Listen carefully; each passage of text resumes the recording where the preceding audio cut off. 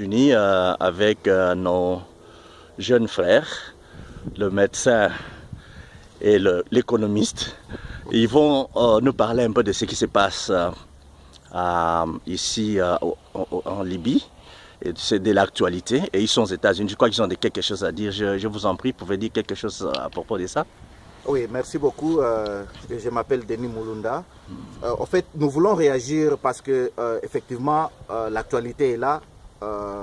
Tout le monde a sursauté de son lit lorsque les images ont été balancées par la grande chaîne CNN concernant l'esclavage des Noirs dans les pays ici, la Libye, en Afrique. En fait, moi, j'ai parcouru les réactions de tout le monde. J'ai vu des vidéos qu'on a balancées, j'ai vu toutes ces stars africaines, tous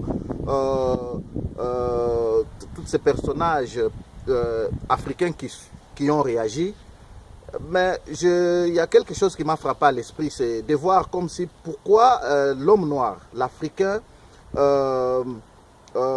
c'est un homme qui agit par émotion, pratiquement par émotion, parce qu'il suffit qu'un média, une chaîne de télévision internationale pour la plupart des cas, balance quelque chose qui concerne l'homme noir, alors ça lui permet de sursauter de son sommeil et puis à réagir. Je vois les gens comme nos musiciens Koffi Olomide sortir, réagir, condamner ce qui se passe. Mais attendez un peu, l'esclavage se passe en Afrique tous les jours. Se passe en Afrique tous les jours. Les problèmes de l'immigration clandestine. Ces gens sont en train de mourir depuis des années.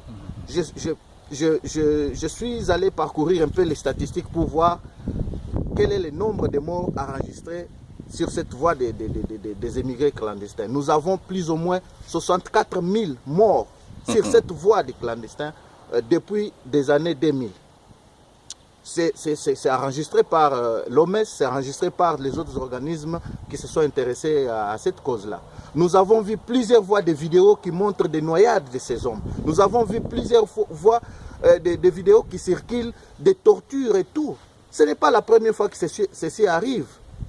Mais la meilleure des questions que tous les Africains devraient se poser, c'est que pourquoi les jeunes, cette jeunesse africaine, qui, en dépit de tout ce qu'il y a, les dangers, les risques qu'il y a, les morts qu'il y a sur cette voie-là, ils continuent toujours à y aller. Ils continuent toujours à prendre ces risques-là.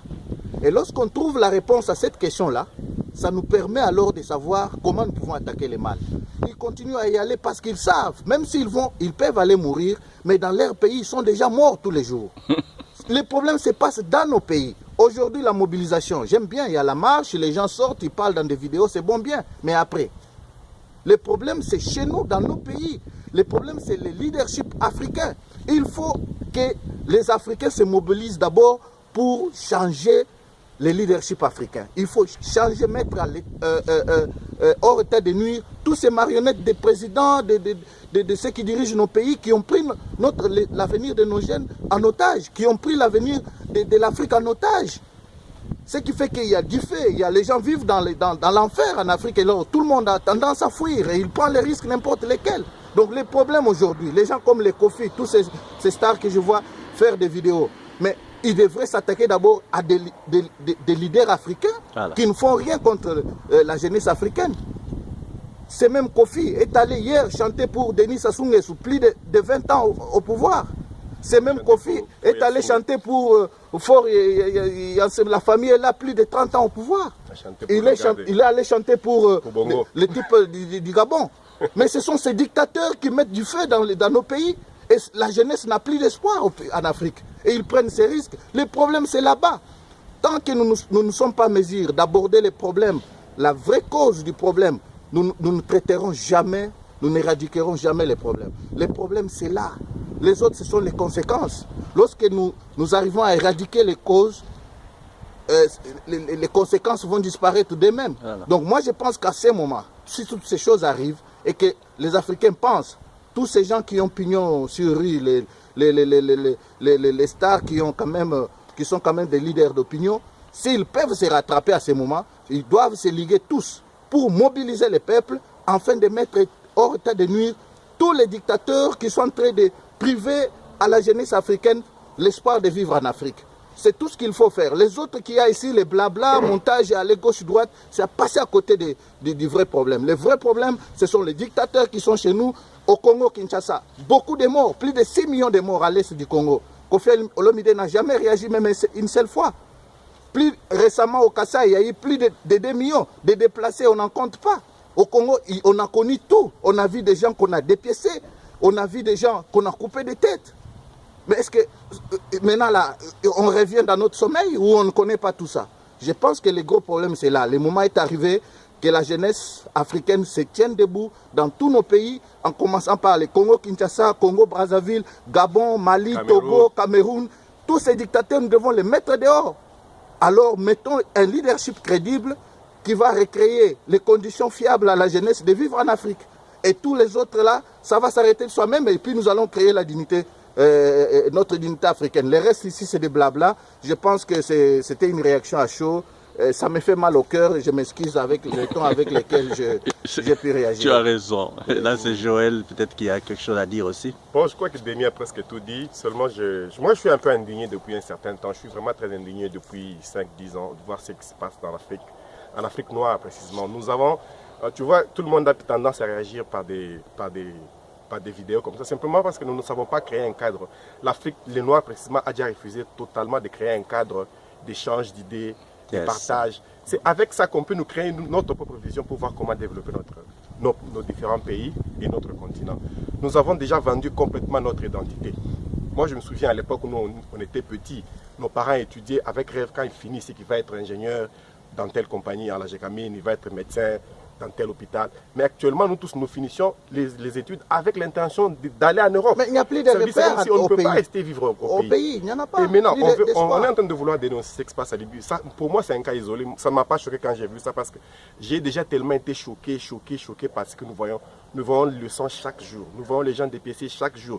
Nous vivons des humiliations chaque jour.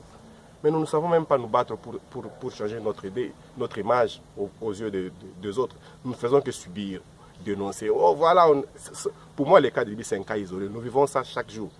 Combien de fois des vidéos on a déjà montré ce qu'on fait, comment on traite les Noirs au Maroc? Combien de vidéos nous avons déjà vu comment on traité des Noirs en Inde? En Inde. La jeune Congolaise dépiécée, tuée, dépiécée. Pour moi, c'est une artiste parce qu'elle avait été dans les trucs des Miss et consorts. C'est une artiste. Elle a été dépiécée. Personne n'a réagi à ça. Personne. Ça n'a inquiété personne. Les gens sont là au gouvernement en train de dire ok, c'est son affaire. Bon, jusqu'aujourd'hui, il n'y a jamais eu d'ici. C'est des cas de réaction à chaud, c'est des émotions. Moi, des émotions, les Africains vivent par émotion. Si peut-être, il faut peut-être espérer dans l'avenir, je suis en train de voir déjà des mobilisations de Noirs, par exemple ici en Amérique. J'ai vu ça ici à DC, à Washington. Il y a des Américains noirs riches qui mettent des moyens pour des petits enfants pour les former à l'école. Donc on leur montre devant dire non, parce que les Blancs a de la suprématie, parce qu'ils estiment qu'il a des connaissances par rapport à l'homme noir. Donc mettons nos Noirs dans de grandes écoles, dans de bonnes écoles, pour qu'ils viennent faire face là-bas. Déjà, voilà. Donc je crois que c'est un peu indignant. Il y a des gens qui n'ont même pas le droit de parler de ce qui se passe en Libye. Les gens de nos églises doivent boucler leur bouche. Ça pue. Fermez vos gueules parce que vous n'avez rien dénoncé, tout ce qui se passe en Afrique, tout ce qui se passe dans nos pays, vous n'avez rien dénoncé. Par contre, vous nous faites rêver le ciel alors que nous ne sommes pas en mesure de vivre mieux. Dieu vous donne la terre que Dieu nous a donnée. qui sont nous faire rêver, un paradis sur terre. Vous n'êtes pas en mesure de conquérir ça. Moi, j'ai toujours dit. Mais on rêve le paradis au ciel. Pasteur David m'a prêché une fois. Il a dit le simple mot que Dieu nous a donné pour entrer au ciel. On a demandé à Jésus qui ira au ciel. Il a dit c'est celui qui a de l'amour pour l'autre. Tant que nous n'avons pas de l'amour les uns pour les autres, tant que nous ne savons pas créer l'unité les uns avec les autres, on ne peut pas aller au ciel. Arrêtons de rêver. Battons-nous pour dominer la terre que Dieu nous a donnée en nous organisant, en étant ensemble pour faire face aux différents problèmes. Le monde est en train de devenir fou. C'est vraiment en train de devenir fou. Bon, moi, je suis vraiment très indigné. On doit chercher à créer des cadres. En Afrique, tout est devenu tabou. On ne peut pas parler de rien. On a effectivement compris, les médias, les Occidentaux ont déjà compris, ils ont utilisé deux drogues plus fortes pour endormir l'homme noir. C'est les églises et la musique. L'homme noir a déjà vendu complètement son identité. Moi, je vais donner un exemple peut-être banal. Moi, quand je m'identifie, moi je suis imanien. Je m'identifie à Imana. Quand Imana joue, je tremble. Quand Imana perd, je tremble. Mais actuellement, tout le monde est soit barcelonais, soit madrilène. Ça veut dire que nous avons même oublié nos propres clubs. Notre identité est déjà totalement abandonnée. Ça, c'est un exemple bête que j'ai pris, mais c'est pour illustrer combien nous sommes tous extravertis. C'est vraiment compliqué. C'est compliqué, c'est dur, c'est difficile. Les Congolais doivent se concentrer sur tout ce qui se passe au Congo. Comment on doit faire pour nous. Parce que quand le Congo marche, ça va entraîner Brazzaville, ça va marcher. Ça va entraîner Gabon, ça va marcher. Le Cameroun avec le vieux père que les Camerounais croisent les bras, attendent à ce qu'il meure. Non, Samuel Eto'o tu dois insister sur ça. On ne peut pas attendre à ce qu'il meure. Il n'est pas né roi. Mais mon frère, Samuel Eto'o appelle Paul Biya papa, il l'appelle papa. Mais il sait que son papa là est au pouvoir pendant plus de 30 ans. Et ce papa là met du feu au Cameroun. Et cette même jeunesse que pour laquelle Samuel Eto'o fait des vidéos aujourd'hui pour s'indigner là, il fouille le Cameroun parce que son papa ne fait rien là-bas. Pourquoi il n'est pas en mesure de dénoncer ça? Tu as vu les conditions dans lesquelles les prisonniers vivent au Cameroun? Mais ils sont plus esclaves. Ils sont plus esclaves que ce qu'on a montré là-bas. J'ai vu certains prisonniers chez nous à l'Est, là, dans la prison de oui, c'est plus esclave que ce qu'on montre en Libye. Ce n'est pas pour autant que nous encourageons ça. Non. Regardez dernièrement. Ou bien on s'est réunis, on se bat tous pour bannir ces antivaleurs, ou bien on se contente, alors on croise les bras, on subit la suprématie occidentale, c'est tout. Le vrai problème, c'est savoir faire les vrais diagnostics. Il faut faire les vrais diagnostics du problème. Pour résoudre le problème. Il ne faut pas que les Africains soient accrochés à des réactions suite à des conséquences qui arrivent. Voilà. On ne traite pas la fièvre, il faut traiter la cause de la fièvre. Donc nous savons que ce qui font que la jeunesse prenne les risques sur cette voie-là, c'est la misère qu'ils vivent dans nos pays tous les jours. Qui entraîne la misère, ce sont nos dirigeants, c'est un mauvais leadership que nous avons. Notre Afrique, c'est le continent le plus riche du monde. Nous détenons à nous seuls 60% des richesses du monde. Mais nous sommes les derniers continents les plus pauvres de la planète. Mais il faut quand même qu'on se pose la question, nous Africains, qu'est-ce qu'il y a? Il ne faut pas qu'on traite les conséquences. Il faut commencer par là. Commençons par là. Moi, je suis vraiment très touché parce que chaque fois qu'on parle des choses, il y a des gens qui pensent que ça ne les concerne pas. Peut-être cette vidéo, c'est peut-être aussi banal pour certains. Mais au moins, nous faisons aussi notre part, nous disons ce qu'il y a. Il faut vraiment que l'Afrique se réveille. Sinon, nos enfants, nos arrière-enfants, c'est vraiment sacrifié. Nous-mêmes, nous sommes déjà sacrifiés. Nous ne sommes pas en mesure de faire ce que nous pouvons faire pour notre génération. Donc, nous continuons à sacrifier des générations autres. Tu as vu l'image qui est passée tout récemment chez nous au Congo, la petite fille de 15 ans. De 15 ans, arrêtée, mignotée. Cette fille n'a jamais bénéficié rien de ce pays-là. Elle n'a jamais ce n'est pas une sorte d'esclavage. Elle n'a jamais allé à un bon hôpital. Elle n'a jamais bien mangé un repas complet et suffisant. Elle n'a jamais rien eu de ce pays-là. Mais au moins, elle a le courage de se lever, aller se battre. Mais tu vas trouver des bandits qui ne bénéficient de rien, mais qui sont en train d'applaudir un jeune homme qui est venu avec des bottes en tête. 4 ans après, il devient président et il veut rester au pouvoir. Mais il y a même je ne sais pas si c'est le satanisme ou c'est quoi. Il faut que les Africains se posent la question, qui sont les vendeurs? Qui sont les vendeurs? Mais tous nos présidents là, avec leurs milices, sont des vendeurs. Des vendeurs des esclaves. C'est vraiment trop triste. Quand un peuple n'a pas de vision, un peuple n'a pas de valeur, un peuple n'a pas de symbole, on ne peut rien faire. Il faut qu'il y ait quelque chose au nom de lequel tous peuvent être d'accord. C'est dit, bon ok, parce qu'au moins ils ont touché. Parce que par exemple chez nous au Congo, tout ce qui doit au moins arriver pour qu'un peuple se révolte est déjà arrivé. Personne ne s'est révolté. Donc il n'y a plus rien qui va arriver. Moi j'étais très sûr que quelque chose arrivait, mais je suis désolé. Il y a eu des matières fécales sorties dans les robinets. Les gens ont bu. Les gens ont bu ça. Ça n'a révolté personne. Mon Dieu. Tout ce qu'on peut arriver dans le monde du mal, c'est déjà arrivé au Congo. Les gens sont là, ils se révoltent pas. On a déjà tué toutes nos écoles. On a déjà tué tous nos hôpitaux, on a déjà tué tout, alors rien. Nous sommes les seuls pays, bon, si je dois parler plus de mon pays, nous sommes les seuls pays où le nombre des églises est plus important que le nombre des écoles. C'est inconcevable, on ne peut pas se développer comme ça, on ne peut pas parler de la modernité. On n'a pas de compagnie, on n'a pas de tout ce on a le bar, on a les églises et on a les partis politiques. Ça, c'est quoi ça, merde? C'est ce qui pilule dans notre pays. Les bars, les églises, les partis politiques. C'est pas possible. C'est vraiment impossible. C'est pas possible. Je suis désolé si on a vexé les uns les autres, mais nous n'avons pas de mots gentils à choisir pour parler de ce qui se passe chez nous. On est vraiment désolé, on n'a pas besoin de mots doux. Le mal est tellement profond, c'est tellement fort que parfois, quand déjà on commence, on te parle de l'Afrique, nous avons ici, nous sommes dans des pays étrangers, c'est des pays des blancs, on ne peut pas se leurrer la face, c'est des pays des blancs. On nous regarde toujours comme j'étais avec un gars qui vient du Kiba. Il a fait un truc bête, j'ai dit mais toi tu n'es pas intelligent, comment tu peux c'était un truc raisonnement là, il fallait. Bon, lui il voulait que non, c'est vrai, lui peut être bête, mais moi je suis un Africain. Donc ça veut dire que je suis en dessous des bêtes. donc nous devons prendre cette conscience-là. Arrêtons d'être hypocrites. Même si Maghrébien, le Maroc, l'Algérie, la Tunisie, ils ne veulent pas se considérer comme africains. On ne peut pas toquer bon de la bangote pour qu'ils restent africains. Non. Ils ont dernièrement demandé à la FIFA pour qu'ils aient leur fédération à eux. Donc il ne faut pas se leurrer qu'on s'attache à ce qu'ils soient africains comme si on a besoin qu'eux restent africains. Non. Ils veulent pas être africains. Allez, ne soyez pas africains. C'est ça.